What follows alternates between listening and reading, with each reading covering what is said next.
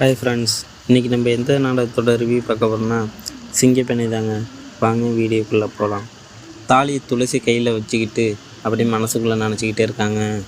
மாமா நேற்று வரைக்கும் நிச்சயம் நடந்துட்டா போதும், கல்யாணத்துக்குள்ளே உனக்கு எப்படியாச்சும் சமாதானப்படுத்தி உன் கையால் இந்த தாலியை கட்ட வச்சிடலாம்னு நம்பிக்கிட்டு இருந்தேன்.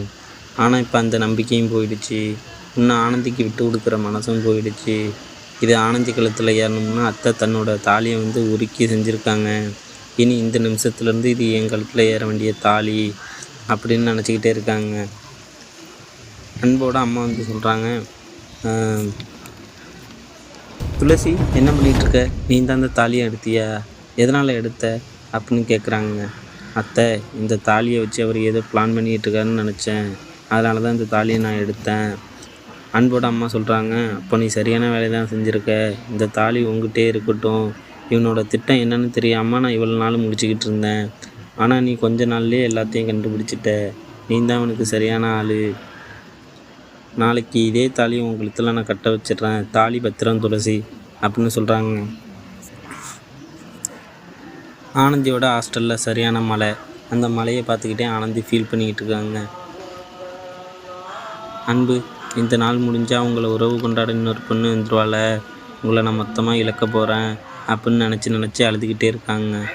தூரத்தில் இருந்து ஹாஸ்டல் வார்டன் ஆனந்தி அப்படின்னு கூப்பிட்றாங்க.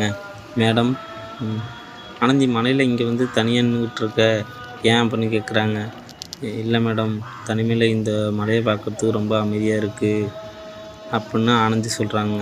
ஹாஸ்டல் வார்டன் சொல்கிறாங்க, சத்தத்தோடு பெய்கிற மழை உனக்கு அமைதியை கொடுக்குதுன்னா உன்னோட மனசில் அமைதி இல்லை, அப்படி தானே ஆனந்தி அப்படின்னு கேட்டோன்னே, அப்படிலாம் ஒன்றும் இல்லை மேடம், சும்மா தான் நிற்கிறேன் அப்படின்னு ஆனந்தி சொல்கிறாங்க. உன்னமே தான் நானும் ஆசை பசங்களாம் அடக்கிட்டு பல விரவுகளை விட்டு கொடுத்துட்டு நானும் தனிமையில் தான் இருக்கிறேன். உன்னோட மனசை என்னால் நல்லா புரிஞ்சிக்க முடியுது அப்படின்னு ஹாஸ்டல் வார்டன் சொல்கிறாங்க. இந்த வலி வேதனை எல்லாம் ஒரு வயசுக்கு மேலே நான் அனுபவித்தேன். ஆனால் நீ இந்த சின்ன வயசில் இவ்வளோ இழந்துட்டு நிற்கிற. என்னை விட உன்னோட வாழ்க்கையில் தான் போராட்டம் அதிகமானது அப்படின்னு ஹாஸ்டல் வார்டன் சொல்கிறாங்க. இந்த நிமிஷம் வரைக்கும் அதே வேதனையில் தான் நான் அனுபவிச்சுக்கிட்டு இருக்கேன். இப்போவும் எதுவும் கைமீறி போகலை. நீ வெறுத்தும் அன்பு வேற ஒரு வாழ்க்கையை தேடி போகலை. நீ தான் வேணும் அப்படின்னு உன்னை பற்றி மட்டுமே நினச்சிக்கிட்டு இருக்காப்புல. மேடம், நீங்கள் சொல்கிற மாதிரி நான் சொன்னால் அடுத்த நிமிஷமே தாலியை எடுத்துகிட்டு வந்துட்டு அன்பு நிற்பார். அதை நான் எந்த உரிமையில் நான் கேட்குறது? அதை கேட்குற தகுதி எனக்கு இருக்கா மேடம்? என் மனசாட்சி விட்டு கொடுக்கல. என்னால் அன்புக்கிட்ட அப்படியெல்லாம் கேட்க முடியாது. என்னோடய காதலுக்கு சக்தி இல்லை மேடம். அதான் இப்படி என்னோடய காதல்